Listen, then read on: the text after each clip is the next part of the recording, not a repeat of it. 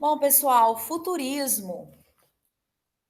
O futurismo foi uma vanguarda europeia, assim como o cubismo, o dadaísmo, o expressionismo, o surrealismo, né? Mas tem algumas coisas específicas que vai tornar essa vanguarda europeia um pouquinho diferenciada e a gente já vai compreender o porquê, tá? Para a gente pensar no futurismo, primeiro a gente tem que entender mais ou menos ali o conceito do fascismo, tá? Por quê? Porque uma coisa vai estar atrelada à outra, né? E a gente vai compreender um pouquinho disso, né?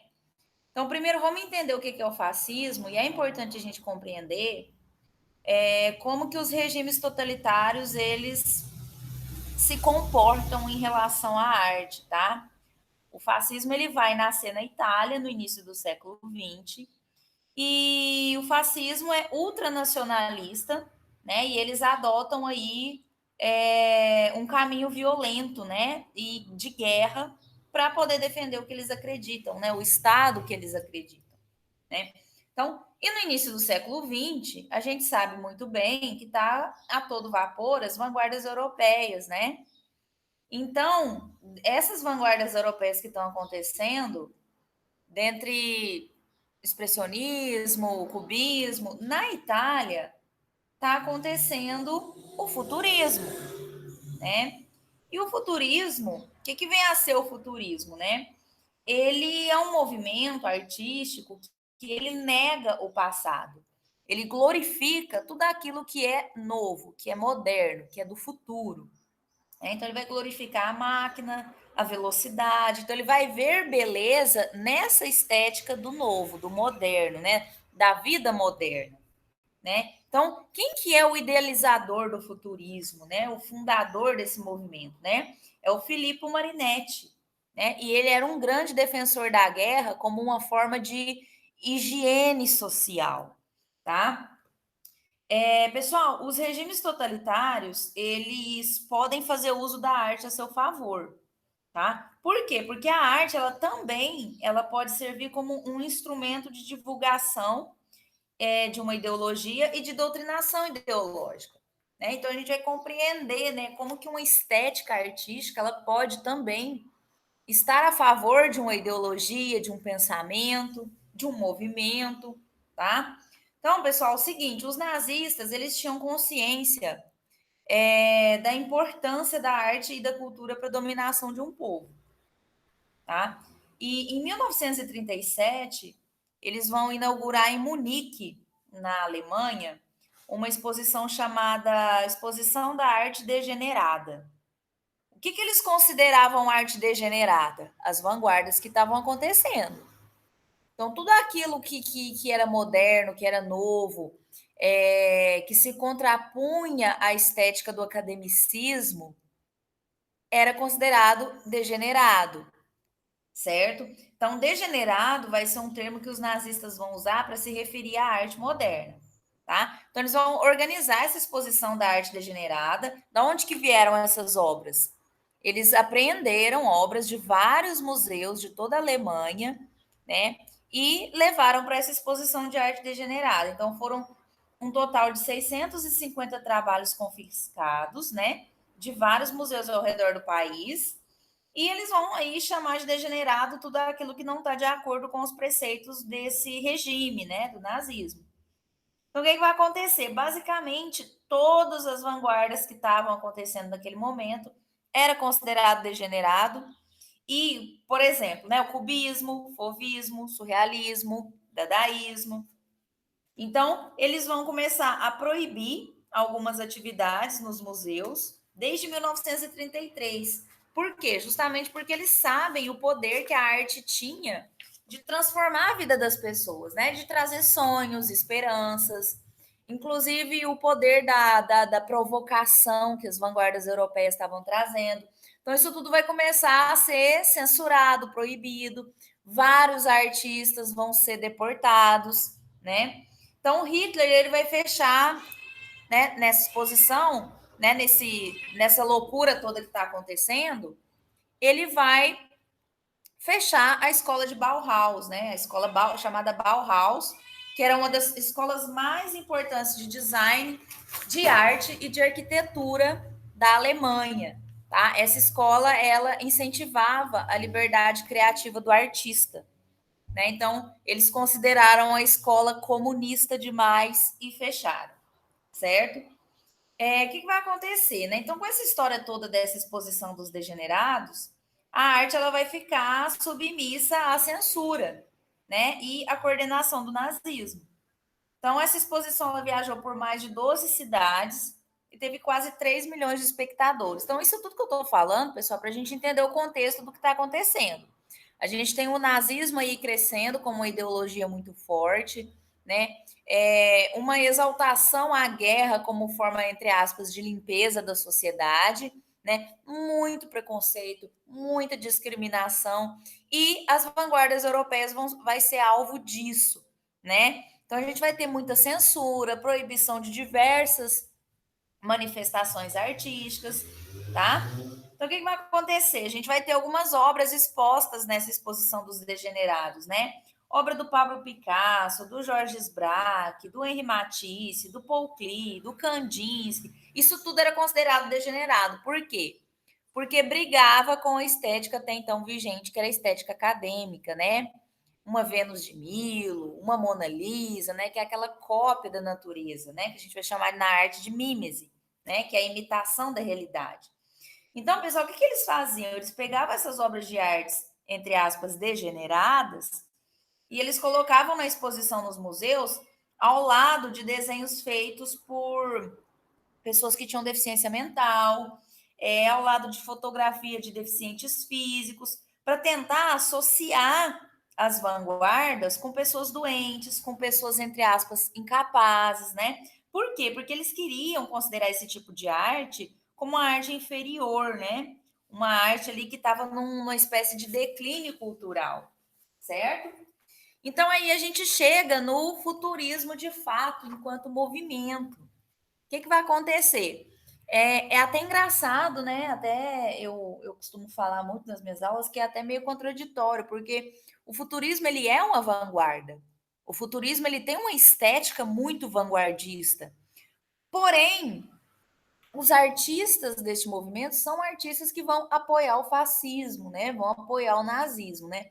Então, o que vem a ser o futurismo? Ele foi um movimento literário e artístico que tinha como principal característica a valorização da tecnologia e da velocidade, né? E essa corrente, ela vai fazer parte das vanguardas, né, que aconteceram ali no início do século XX, vai influenciar a literatura, pintura, escultura, música e várias outras vertentes das artes, tá? O futurismo ele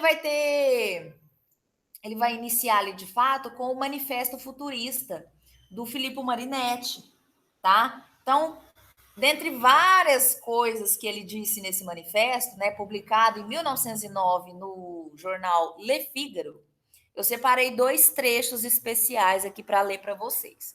O primeiro trecho vai dizer o seguinte: nós destruiremos os museus, bibliotecas, academias de todo tipo, lutaremos contra o moralismo, feminismo e toda cobardice oportunista ou utilitária.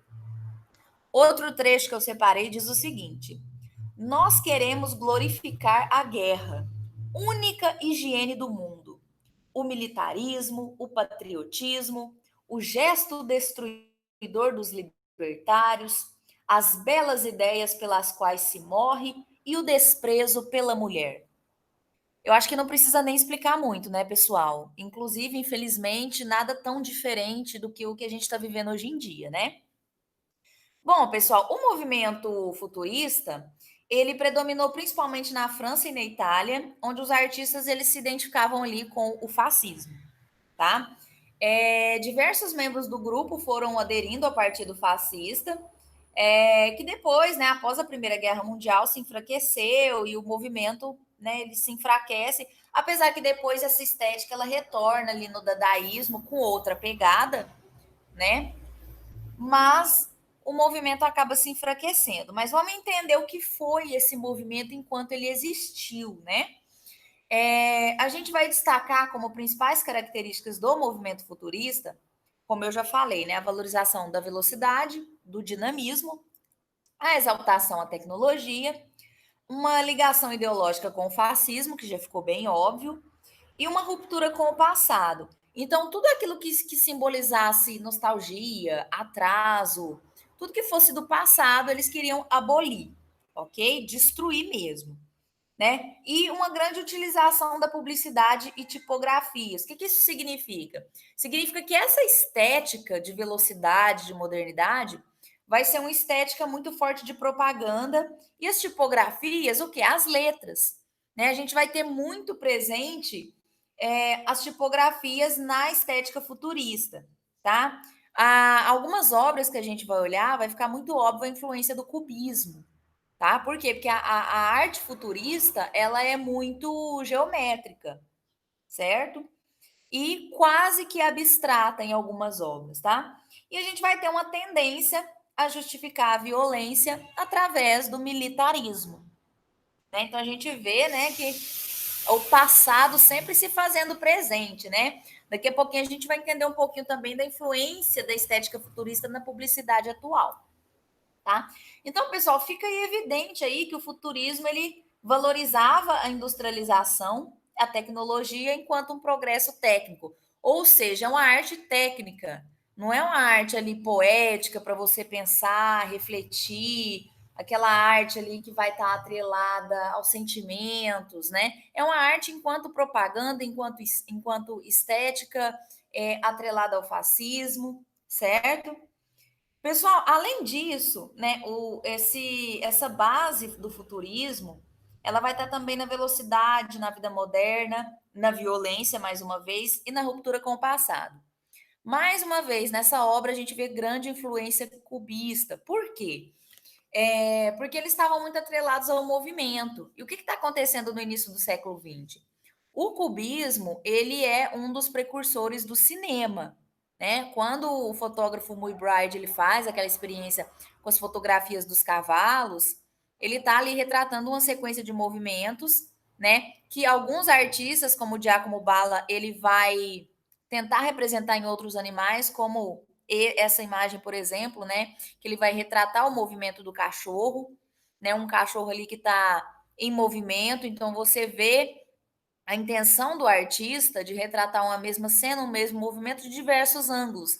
Então, são as patinhas andando rapidamente, a orelhinha abanando, é o rabinho abanando, né? Claramente uma influência cubista, ok? Outro fator, né, vai ser, né, a publicidade muito forte, né? E o uso de onomatopeias, né? Onomatopeias a gente vai ver muito presente depois nas histórias em quadrinhos, né?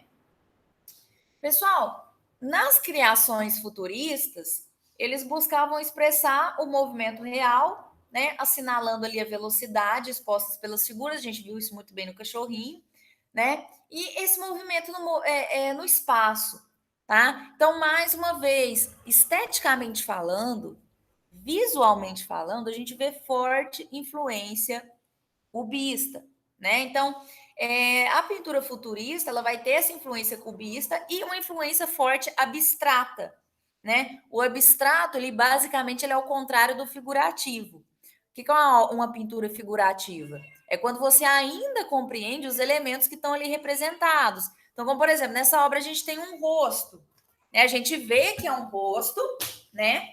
Mas está quase figurativo, né? Completamente formas geométricas, certo?